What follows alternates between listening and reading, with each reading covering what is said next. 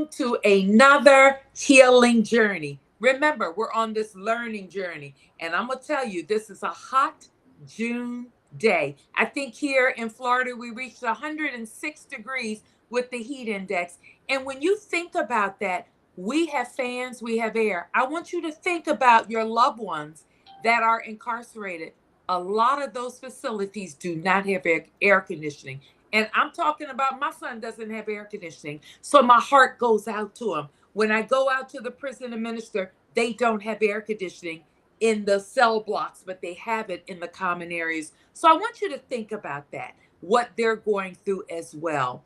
And I want you also to keep in mind that we have, and we have to keep pouring into them. That relationship is so important at this time. Welcome, Lee. How are you? Okay. Welcome. I want to welcome our special guest, and I'm going to get to that in a moment. But I also want to remind you all that we do have our backpack balance to backpack event coming up, and we're so blessed because we just had the commissioner donate some backpacks, and he loves what we're doing. Kevin and I are doing this together with Hungry Lives Matter, and this is more than eating. When we talk about Hungry Lives Matter, he feeds the mind, body, and spirit. So we're going to do that on July 18th. You have to register because we are almost at our limit. We have almost 300 registered. So we're also going to have DJ Tremaine out there. He is known all through the South, and he is going to be there mixing it up for you. We're going to be doing some line dancing. We have Cherry's Treats. We also, partnering with Orange County, we also have the brown sugar clinicians, and they're culturally ready to help you with things. We're also going to try to have some nurses out there to talk about childhood diabetes, going back to school, and things of that nature, where our brown sugar clinicians will also talk about your balance and mental health in this upcoming school year. And it's not only for children, but think about the children. The children also are going to go through some things. So we also want to make sure that that is, that is going to be, something that we can look at. So without further delay, Lee, welcome. Okay. So without further delay, Kevin. Welcome. We want to welcome you, Kevin. Kevin is our, let's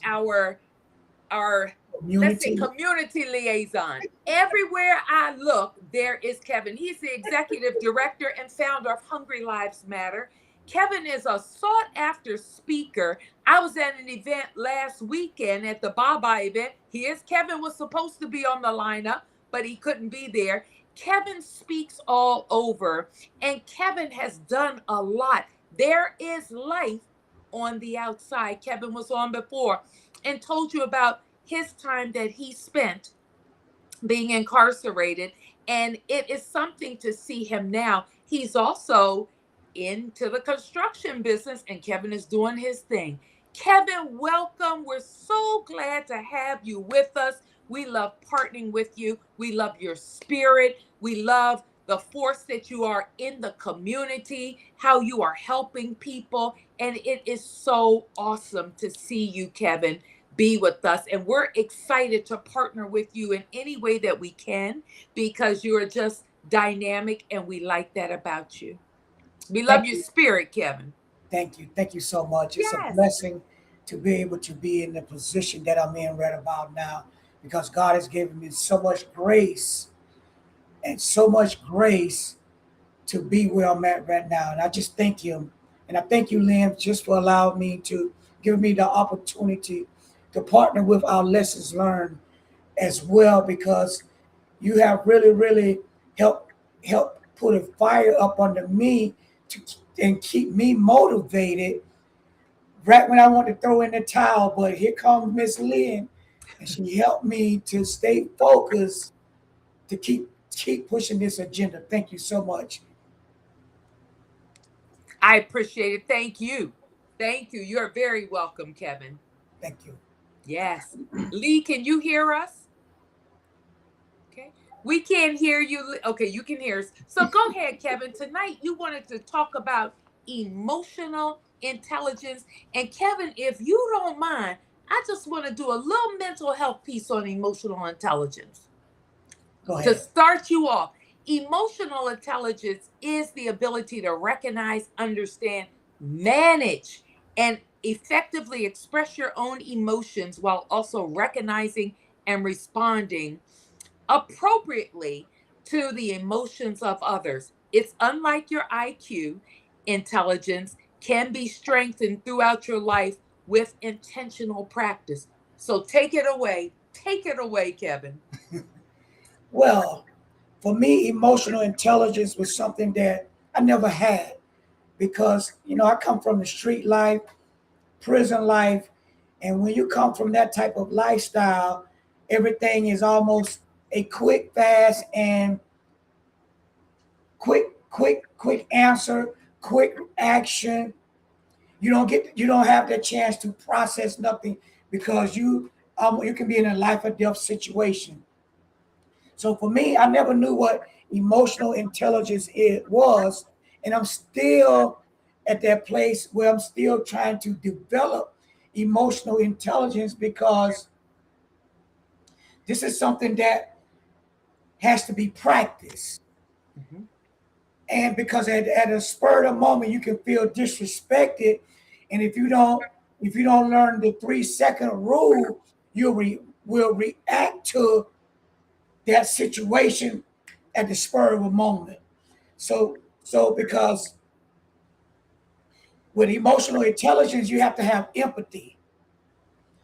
And if you never had empathy for nobody, that's something that you would never have because you don't have that empathy for somebody else's feeling. And the only thing you is worried about is how you are feeling at that moment.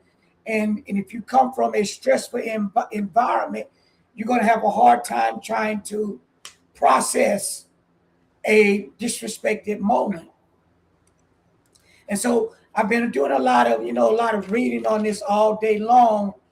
And it said, and what another thing it says, I can't eliminate stress through emotional intelligence, but I can learn how to process it so it doesn't control me. And so when you learn how to process it, that's when you implement that 3 second rule: 1, 2, 3, before you react to the situation. And when you implement that 3 second rule, you are shifting from a reactive state to a thoughtful, regulated one. Because now instead of just reacting and responding, you process it, you think about it, and then you respond. And that's how you can lower your psychological stress levels and maintain a clearer judgment under pressure. What was being with that pressure where you feel like you was being disrespected. Yes. And I like what you said about self awareness. There are components to emotional intelligence, and that's the self awareness. Recognize your emotions as they happen, and then understanding your strengths and weaknesses and your triggers. What triggers your, emotions? And then asking yourself, what are you feeling right now? You are so right, Kevin. And so that's what you have to surround yourself with people who respect you, your work ethic, and your growth in life, and to help you normalize your experiences. Because Yes. if you try to surround yourself with hotheads, people that's disrespectful, people that does not have no control, all of them things is going to really we like sponges, and we're going to soak that up, Yes. especially when you don't have that emotional control. Yes, exactly. And that is so important what you're saying right now. When you look at emotional self-regulation is one thing. Kevin, when you're in business for yourself, do you have to regulate your emotions? Some people might come at you left, and what do? You learn to regulate them? Right, you have to regulate your emotions in this business world because for me, I spent like 34 years in survival mode. And so once you have committed so much time and effort to survival mode, it's hard to, sometimes it can be hard to transition going from survival mode to processing mode, because Yes. that's all emotional intelligence is, being able to process a spur of the moment adverse reaction to something that you feel like you was being disrespected. Yes. Yes. You're so right. It's remaining calm during stressful situations. And that is regulating those emotions to not react impulsively. Exactly, because like this morning, 8 o'clock this morning, I get to the job site, go to the job box. I'm looking for the plans. There's no plans in this box. I done drove an hour and a half away to this job site. And when I get there, there's no plans in the box. Wow. The construction manager didn't do his job. So now, instead of me getting hot headed, I had to process it. Okay, make a phone call. Say, hey, I don't have plans in this box. Now it's like, feel like it's about 100 degrees at 8 o'clock this morning. It was. It was. I looked at the temperature. It was 83, but it felt like 100. And that was Yes. at 8:45 this morning. Is it, and so now I gotta do the markings on the house, because what I do is I'm the second person to start the process of building this house. So now I'm like sweating, salt getting out in my eyes. I'm trying to process this. I need these plans. So they tell me, okay, well, I can't give you the plans. I'm gonna send it to you on your phone. That is not what I wanted to hear, Yes. Yes. because your phone closes after 30 seconds. Hmm. I gotta stop. I gotta open the phone back up, and I'm trying to do all this while doing a job that's normally not my job, and this is not even my job. Hmm. But being the owner of a business, every job is your job. Exactly. Exactly. Whether you want to do it or not, Whether it's I got to wanted be to done. do it or not, because at 6 o'clock this morning, my thought was not to be on the job site doing out here in this hot sun, because that's what I pay people for. Hmm. So I had to regulate my emotions this morning at 8 o'clock in the morning. And I'm doing such an important, vital job that there's no room for mistakes. Yes. No Yes. room for mistakes. So I Yeah. had to process all of that this morning and get the job done. Got you. And that's hard, Kevin. I wanted to touch on that with, regulating your emotions. I went to see my son this weekend, and you have to stand behind the red line. You can't kiss him. You can barely hug him. You got to get a basket for this. You got to do that. I had to regulate my emotions. I can only go to the machine once. Why? It's my money. I'm paying for it. I couldn't not even go back and get him some ketchup for his two chicken sandwiches. I couldn't do that. So I had to regulate my emotions, because a lot of things are done to humiliate. And I had to really stand there and say, you know what? I'm not going to allow this to happen.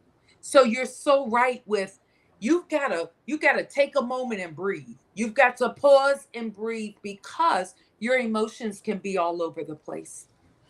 So with emotional intelligence, it teaches you how to diffuse conflict. Yes.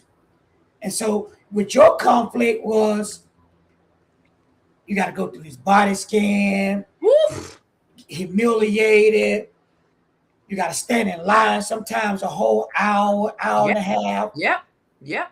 knowing like, yo, why do I have to stand? I went to go see my son. It took me a whole hour and a half to get in the door Yes. after Yes. a 2 hour drive. Yes. It is. It's awful. It is awful. I understand, Kevin. It is so awful. Then coming home, you only get 2 hours. And instead of them starting to process you in 10 or 15 minutes prior to your scheduled visitation, they don't do it that way. So you already have lost some time. You only get 2 hours. And it's something. And then It took me 9.5 hours to drive home because the traffic was horrendous. So I had to regulate every emotion. I think I called Lee Ethel on the phone and told her about those emotions after I stayed at her house. So I understand. I'm the counselor and I had to regulate my emotions because all of that was done to humiliate and deter you. So I said, I'm not going to let it bother me. Not going to let it bother me. So I understand it's hard. Kevin, what being on the inside, when you were on the inside, did you really notice what were some of the triggers that humiliated and gave you issues with regulating your emotions and you saw it with other gentlemen? What were some of those things? I think one of my triggers was somebody telling me to go to bed, Yes. Wow. somebody telling me to go to eat, somebody telling me to clean my room up. You go from making thousands of dollars, and all of a sudden you got somebody making $20 an hour, $800 a week, telling you how to live your life. Exactly. That's humiliating. It's awful. It's That, awful. and that was kind of hard for me, but I had to regulate my emotional intelligence by saying, y'all can have my body, but I'm not going to let you have my Oh mind. my. All right. Amen to that. And see, Amen. that's what a lot of us, I'm gonna just say inmates, they got to be able to, before, when they get in there, they have to find things to help regulate their emotions, because once you give way to not being able to control your emotions, now the prison system has control of your mind and your body. Yes. Exactly. Exactly. and Exactly. and you have to be able to say, you know what, this is not the end of my life, this is the beginning. Yes. This is Yeah. a new start. So I'm going to take a positive, I'm going to take a negative reaction, and I'm going to turn it to a positive action. And that's what my transformation of my transformation started in 2008. Yes. From 2008 to 2026. At 2018 is 10 years. And so 2 more years is going to be 20 years since I caught my case. And I can actually say that for anybody, it's not going to be an easy journey, because your transformation has to start before you come home from prison. You cannot be a convict for 10 or 15 years and expect to come home to be a normal citizen if you don't start that process behind bars. Because it has taken me 18 years for me to be where I'm at right now, to be the CEO of a nonprofit and the owner of a business. My I want you to transformation, just stop right there, Kevin. You did how many years, Kevin? I did 14 years. 14 years. And I want you to say again, what are you? Who are you now? I am somebody, Yes. You're because a CEO CEO and of a nonprofit. founder of a nonprofit, 501c3, not just filing the papers to be a nonprofit, went through the IRS, and the IRS granted me my 501c3 status. Now, That's after I did that, I say, hey, that's not enough, because I sold drugs for so long. I said, a dummy can sell dope. And that's what I was. I was a dummy. I was considered a dummy because that's all I knew in life. But after hitting so many roadblocks, I say, you know what? I'm going to be all that I can be. exactly. And so Ex- now, as the owner of my own framing company, a trade that's really not regulated by the blacks. It's not. Wow. That's I mean, so for me to awesome. be where I'm at right now, it has taken a lot of dedication. I had to have a strong work ethic. I had to be on the job when everybody else was getting ready to go to the job. They used to ask me, man, why you on the job so early? I said, hey, I used to sell drugs all night long. So why can't I be on the job right now learning how to build houses? And that's how I am where I'm at today, because I took it seriously. I took it the same way I sold drugs and went to prison for 14 years. I took that same energy and used it to build myself up to be where I'm at right about now. I'm not perfect by a long shot. I still struggle with emotional intelligence Yes. to this day, because I think that emotional intelligence is something that you learn on a daily basis, because guess what? You're going to have different trials on a different day. Exactly. But one thing you said, Kevin, and I want to touch on that. With emotional intelligence, you have the components such as self awareness, self regulation, but one of the components is motivation. And the motivation, you are driven by your personal values and long term goals rather than the external rewards. So I want you maintain resilience after setbacks. So being in prison was a setback for you, but you're now motivated on a different level and you're doing it. So I just wanted to touch on that about your motivation that you have to change things, and you view challenges as opportunities for growth. That is all under the emotional intelligence. And I like that because you're looking at opportunities and you're running with them. Of course. And 14 years is a long time. Yes, it is. Huh. Ooh, yes, 14 it years is is. a long time to spend in a bathroom sized room. Yes, yes. And all while I was sleeping on that metal bed, I dreamed about being, no, I didn't say dream, I visualized being a millionaire, Wow. because I visualized selling drugs to become a millionaire. I say, you know what? You don't have to be a drug dealer to be a millionaire. So I took up credit rebuilding classes.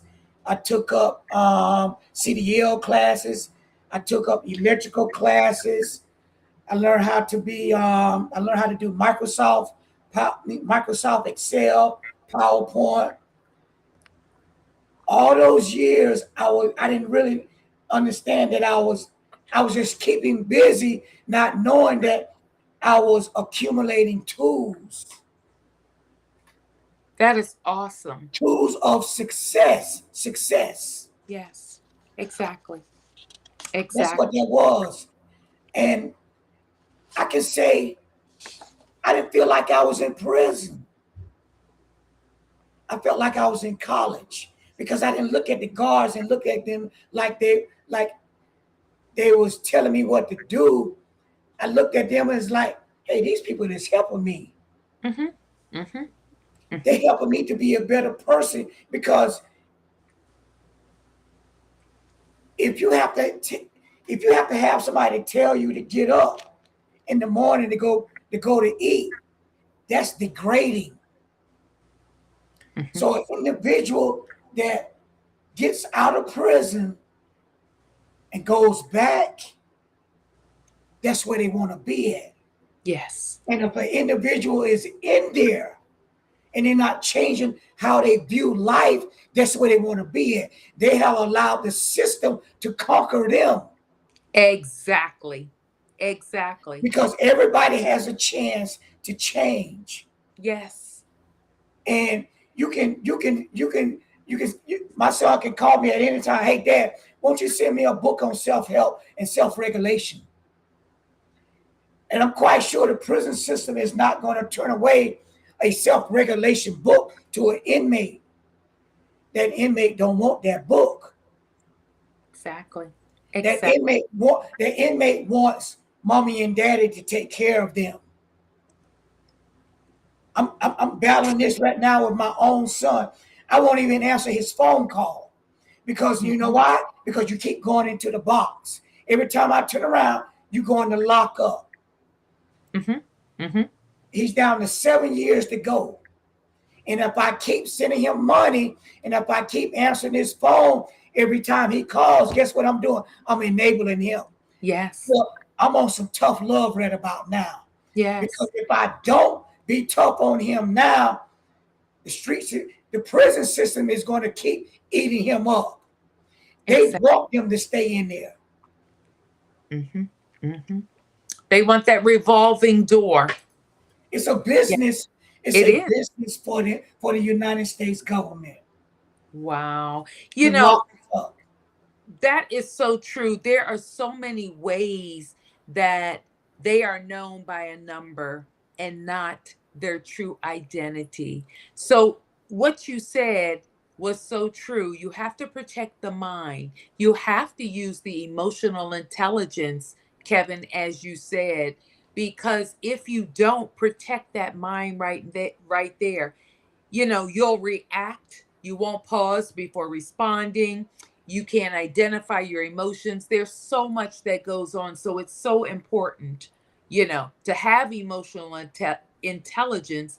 And when you have emotional intelligence, you can communicate openly and respectfully. So Right, that's because important. with emotional intelligence, you implement the 3-second rule Yes. instead of reacting to to something, and then you learn to diffuse the conflict. Yes. I'm struggling. I'm not going to sit here and play like that. I have conquered emotional intelligence because Yes. I'm that would me being a fake. There's Exactly. nothing fake about me. I'm going to keep it real, because if I don't keep it real with myself, how can I keep it real with Miss Lee and Miss Lynn, Exactly. or the audience that's tuning in, that's listening to us tonight? Yes, exactly. And I like that about you, Kevin. And that's what we saw. And that's why I always see your name and your pictures in the community. You're speaking here, you're there because you keep it real. And that is what is so important. You have to keep it real. People will respect you for keeping it real. When you come out there and you faking and all this, no, that's not going to help them. You're speaking from your experience and having the emotional intelligence. Your emotional intelligence got you to where you are today. And you keep climbing, you keep climbing, and you keep climbing. So that's important. So I look at my past life, and I look at it was a skill building process. Yes. Yes. I mastered the streets. Then once I got tired of the streets, I had to come and master myself. Yes. And so about now, I'm not going to say that I'm all there, but I promise you I'm not where I used to be at. I have mastered, hey, I can't go to jail no more. Hey, I want to be a better father. Hey, I want to be a better uncle. Hey, I want to be a better influencer. I would rather be a better influence.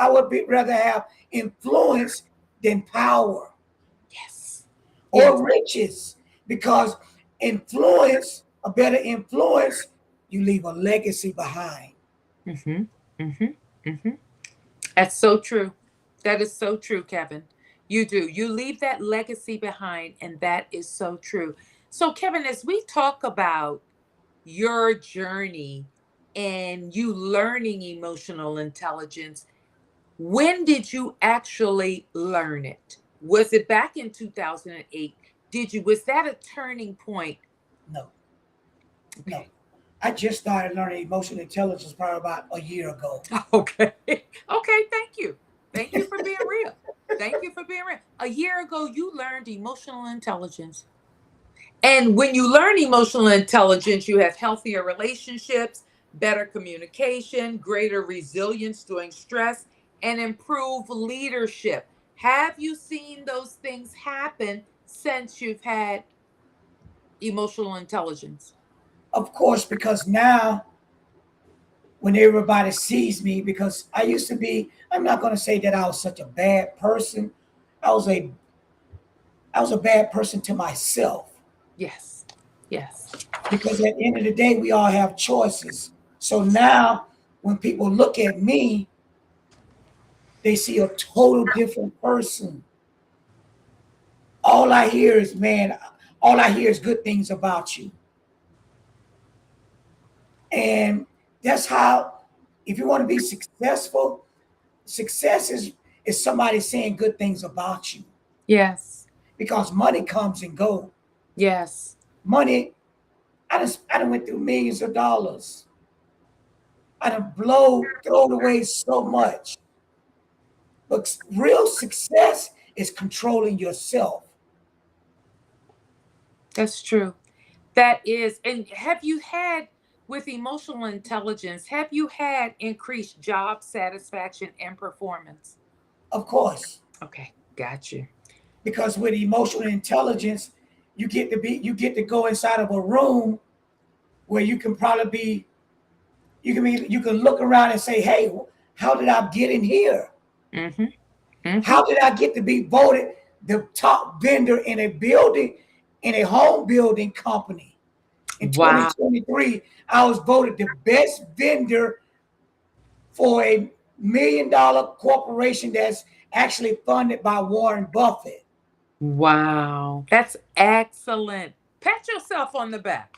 That didn't happen overnight. That was a process, as It you was said. a process. A process. It was all in God's plan, but He had to take you through the pain, the process, and then you finally got to what? Your purpose. The purpose. The And I purpose. just and I just said it. And I thought it was a character failure. No, it was a skill building process. Yes. Yes.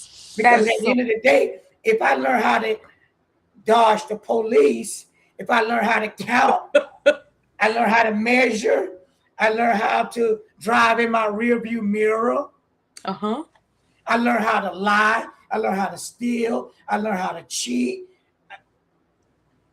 Those were skill building process for me to be where I'm at right about now, because now I know, hey, lying don't get me nowhere. I know cheating don't get me nowhere. So now my skills is I want to be honest as possible. Yes, I definitely. want people to be able to trust me. When I came home from my prison, my daughter had to lock her room door. She said, Dad, I was scared of you. You was gone for 7 years. I didn't know who you was. All I knew you for, you was a real aggressive person. You was Mm-hmm. a drug dealer. You had guns in the house. Wow. I was scared of you. And that hurted me to hear my daughter was scared of me, my cousins. I thought that was something to be proud of. Because through my, if you don't have emotional intelligence, you're thinking that's something to be proud of. Exactly. But look at you now, Kevin. You emerge from that and you think differently. And anybody can change. The change is from the inside out. And, I like how you did that, Kevin. You have changed now. You're respected. No more of that humility. You are respected as an individual, as a business person. And the most important is a man of God. You're respected as a man of God. And you know what, Lynn and Lee, I'm going to shift into another phase of my life and give myself some grace. Yes, exactly. I never gave myself grace. I never learned how to say, "Hey, man, it's just you made a mistake." And the lifestyle that I come from, I used to say, "Hey, slippers don't count because when you slip, you make a mistake. When you slip, you can go to jail. When you slip, you can get robbed. When you slip, you can." There's nothing positive came from me when I say I could slip. But now I'm in that phase. I got to give myself grace because it was. I can no longer view it as a character failure, Yes. but that skill building process. Yes, I like that. Yes. Lee, do you have any questions for Kevin?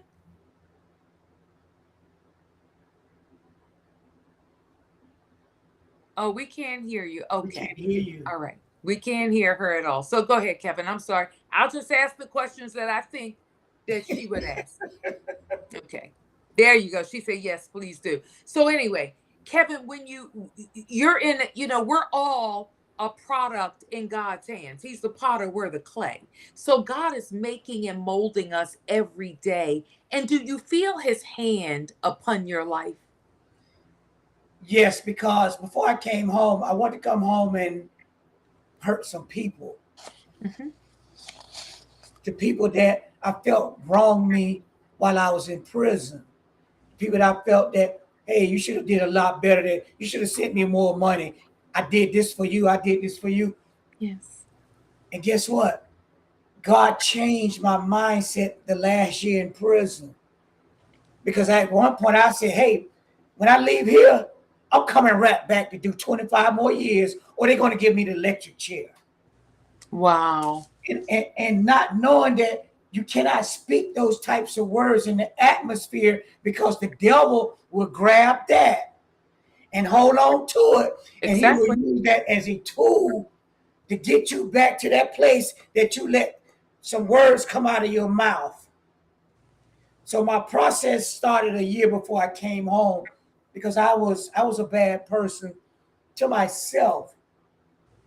And and once I had to give it all to God in prison, and then when I came home, I had to give him more of me Yes. because the drugs was out here when I came back. The different things that took me there was still here.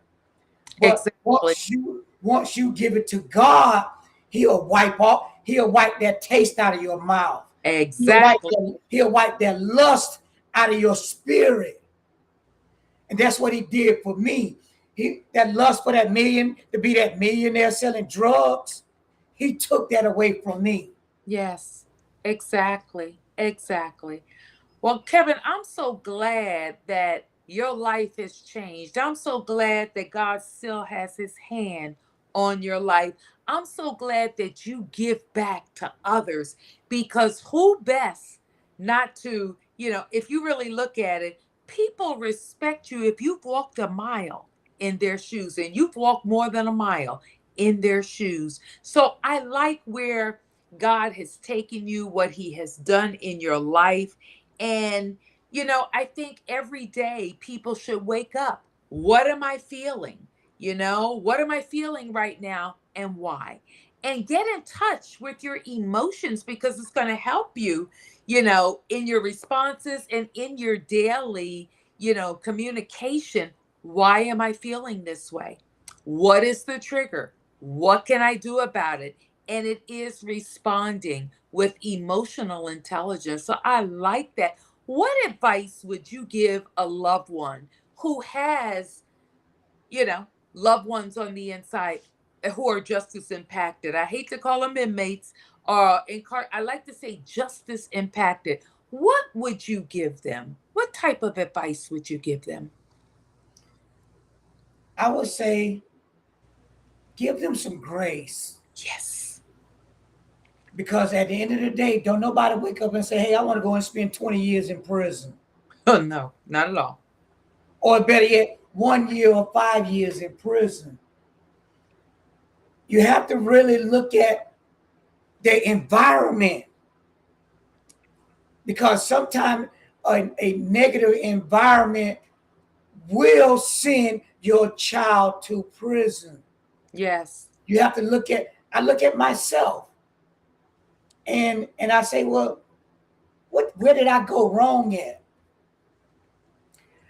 I went wrong at not being able to regulate my emotions. Exactly. Exactly. So But now that I didn't have emotional regulation, so now I got to give that same grace that God gave to me. I got to pass that on to my son. yes, exactly. And so once you start to say, hey, I forgive you. I'm not holding this against you. I want you to know that you are loved. Mhm. You have a family member that want to see you, that want to physically hug you, that Yeah. want to go out to dinner with you. These are the things that you have to impart in your loved ones that's incarcerated, because Yes. they already have to hear enough negative stuff once they get off the phone with you and once they in their visitation.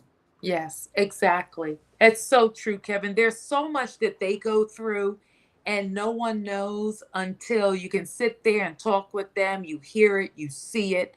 And these are the things. And then the most important thing is it's 106 here with the heat index, and it was felt. But think about them that have no air conditioning, and some of the facilities don't even have fans. So that can make your emotions run high because of the heat.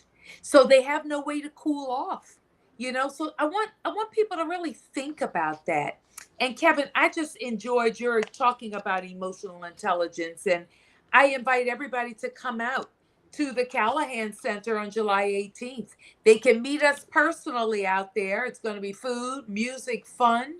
And, we're going to be out there supporting the families and the loved ones of those incarcerated and the children of those incarcerated or recently arrested with the school supplies. We all know the astronomical prices today with gas, and it keeps fluctuating, going up and down. Every time you go in the store, you know what the things are like. I've been putting things back, can't afford that today, can't afford that. So we know how expensive things are. So, we want to try to help, and this is us giving back. We thank Orange County. Commissioner Mike Scott has been so gracious in coming to our need with that effort. DJ Tremaine is going to be there, and he's driving up from Valdosta, Georgia. Okay. He's giving back. So I want you to come out and meet him. He does a great podcast. He's known throughout Georgia, North Carolina, South Carolina, and we're going to get him a gig right here in Florida because he does those great big, country, the big country stepping and all of that, the line dancing and stuff. So he's good. So use empathy. There are the components: self-awareness, self-regulation, motivation, empathy, social skills. Use all of that when you're talking about emotional intelligence. And ways to improve would be practice pausing before responding. Practice active listening sometimes. You don't need to say anything. Sometimes it pays to listen. And reflect on difficult interactions by asking, what was I feeling? What triggered my emotion? How did I respond? What could I do differently next time? And that is so important. Again, we are the healing journey. We are we're a part of Our Lessons Learned, which we are a 501c3 nonprofit organization. We operate, and Kevin knows because he has one too. We operate on your donations. You can donate from our website and also go to Cash App. We're $ OLL Connectors with the S on the end. And donate and help us. We're trying to collect school supplies right now. Maybe you want to go and purchase some backpacks and send them. Look at our flyer. You can get our address from Our Lessons Learned. If you're in the Orlando area, we're taking donations at the Mail Center in Ocoee, 2222 Ocoee Apopka Road, and that's Suite 106, and they have a box there, and they're taking your donations. Kevin, what closing words would you have this evening? And my closing words for individuals is to build a buffer zone for your reactions. Yes, Do exactly. not, if once you build that buffer zone, you put a barrier in between how you're going to respond to a situation that you don't have control over. Yes, yes, And so, if you are a loved one that has someone that's in prison, create that buffer zone. Understand what they're going through, have the grace for them, and have empathy and say, hey, stop saying that. That's a decision that you made. Because don't nobody wake up and say, I want to go to jail.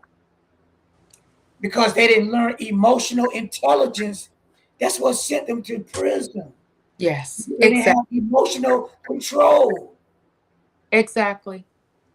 Because if you had emotional control or emotional intelligence, you'll say, hey, that's a crime. Mm-hmm. Mm-hmm. That right there can make me be taken away from my family for years. Mm-hmm. Mm-hmm. And that is so important. So, Kevin, I just thank you for all of the wisdom and the information you have given out this evening.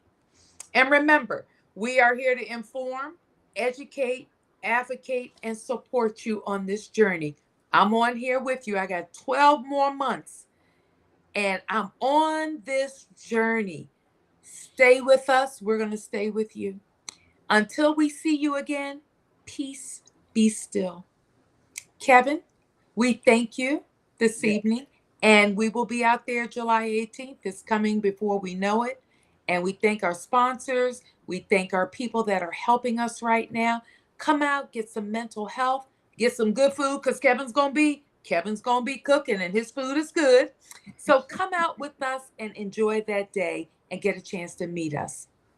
Bye bye, everybody. Good night.